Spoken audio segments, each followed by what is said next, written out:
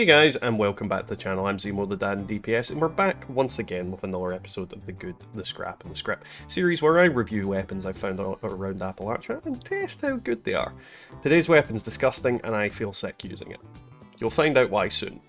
But before we get into that, don't forget to leave a like, a comment, and subscribe. So if you're watching this video as it's released, there's a good chance I'm live over on Twitch, so head on over there on the link below and join me. She's just the way I want her to be, a million times hotter than TNT. So, today's weapon is the Atom Bomb Baby, which is a two-shot, VATS critical hit VATS criticals give 50% extra damage and breaks 50% slower.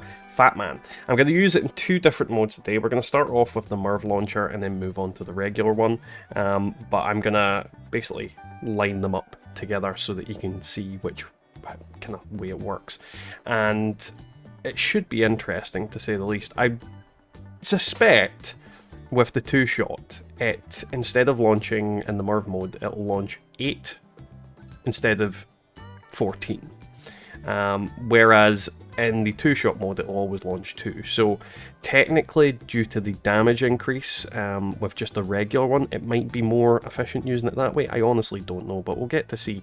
I won't be using this in daily ops because this is not a weapon for daily ops. This will get me killed in daily ops so easily. You won't get ammo back. Overall, yeah, it's going to be a funky time, but either way, we'll get to see just how freaking weird this gun works.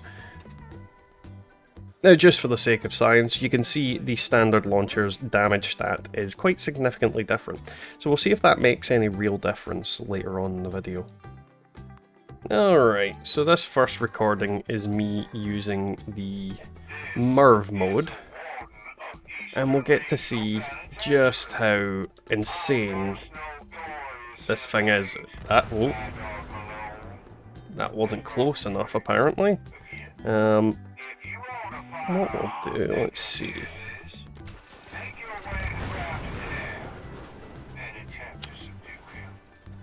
Well, that super mutant's dead. What I need is a large group of them so I can get the full effect of this. Because, I mean, there's nothing to really say about it when it's got at such a close distance. As you can see, the range on it's fairly insane with the explosion, but it kind of tails off towards the edges. And one round is more than enough to take out several super mutants.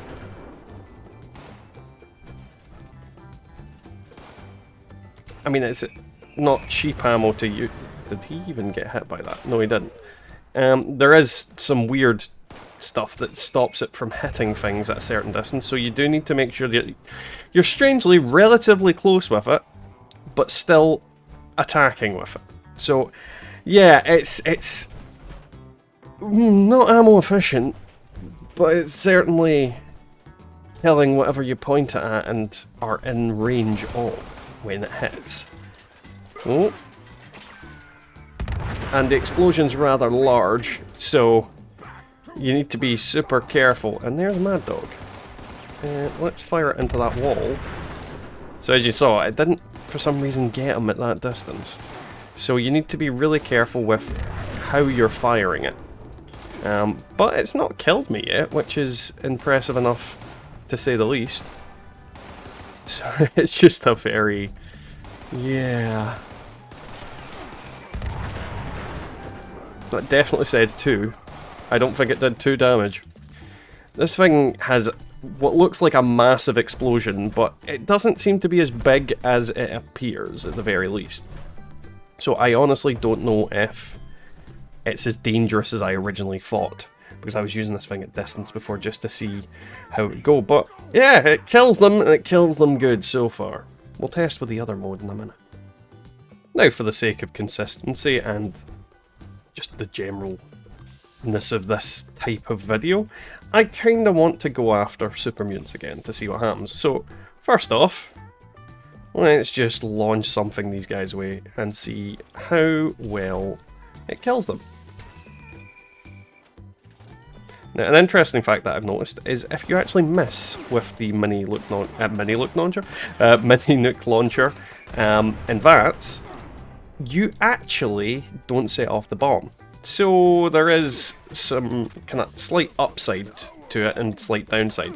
If you miss during VATS, you're losing a nuke and you're not even getting the explosion. Even if you miss manually firing, you're still going to get an explosion and you're still probably going to get a kill. So for example, if I launch it over there, I still get them from behind.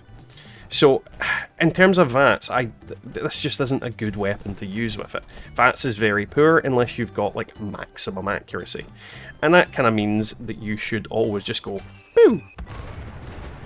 But that's what you need to be careful of. Because it seems deadlier in the standard version than in the MIRV version, from my experience. The range just does not seem to be as long. Which is really strange. But let's go round 2 and make sure these super mutants know not to freaking mess with me. Let's see. That definitely did the trick there. Let's aim a bit higher. So far, I'm finding this weapon is far more effective in terms of damage and range in its regular version, which is quite strange. But you do still need to be really careful. The slightest little thing will block the shot. You need to pretty much have nothing in between you and the enemy, or rather the explosion and the enemy. Otherwise, for some reason, they survive.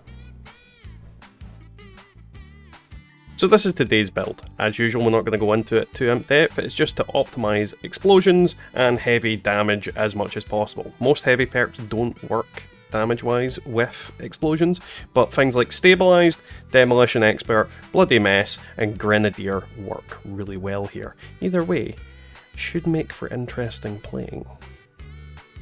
Now, in all circumstances, I think none of my videos would ever be complete when reviewing a weapon without Jeff getting blown up or shot or something done to him. This is no different, and I am very curious to see how this actually does and if it'll just straight up murder him. But I honestly don't know, so hey Jeff. Yep. Just yep. Yep. Yep. Alright. Round 2. Let's see if Jeff manages to do better this time. I have my... But yeah, I don't think he's going to do as well. So... Ah, he survived! Good on you, Jeff. I did not, on the other hand. Again, the range in this thing is insane in the regular version, and so far it doesn't seem like it's doing as much damage. Now, after what it did to Jeff that time, I am dreading to think what it's going to do to the Queen. But we'll get to see. We'll lure her out, and then I'll turn around and give her a full-on facial with this. Hopefully. Hopefully... I don't know. I don't know what's going to happen. Hey, Queenie. Well, that was very close to doing the exact same thing. She died to the raiders. Oh dear lord, this thing is disgusting. Oh, if only there were bigger groups of enemies to use it on. This would be amazing during Rad Rumble. Alright, so it's Queenie's turn using the regular version. Now I am expecting, due to the whole... well, range on this thing seems to be absolutely bananas. I am going to struggle to not explode. And it should be said that I'm going to try my best not to explode. But we'll see what happens. We might be able to not die a horrible death. Oh god. Yeah. It's still taking her out in 2 shots. But it's not quite the same amount of damage.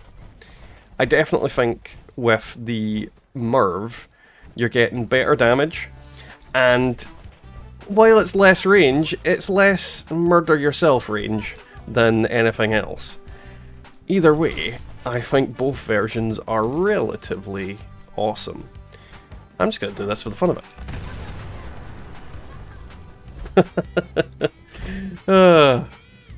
I'll be honest, I quite like this weapon. Let's see how the range goes.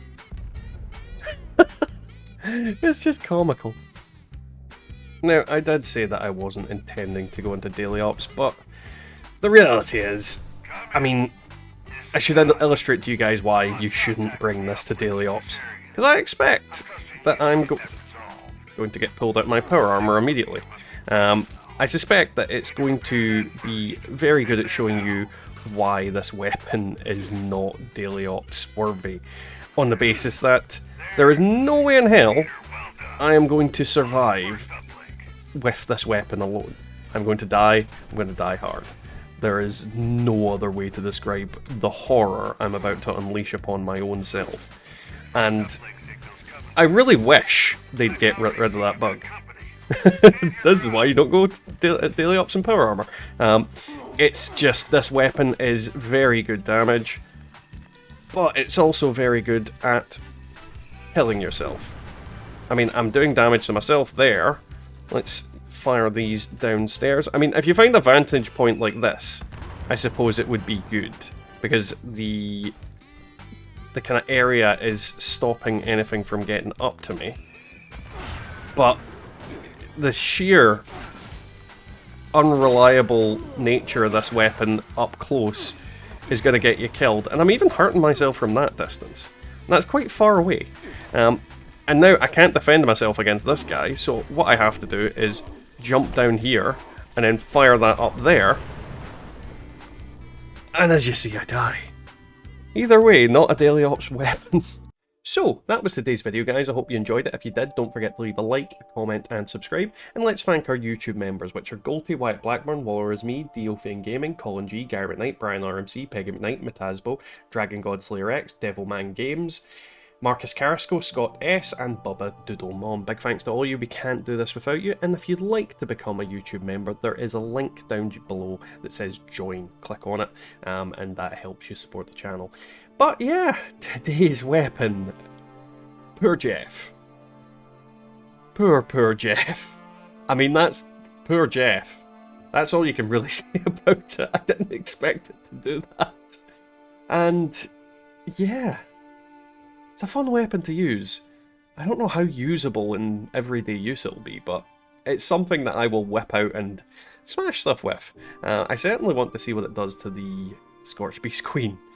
Probably not a lot of damage, but, you know, I'd still like to see what it does. But with that, guys, we'll catch you next time in the Wasteland. Or whatever's left of it by the time I'm done.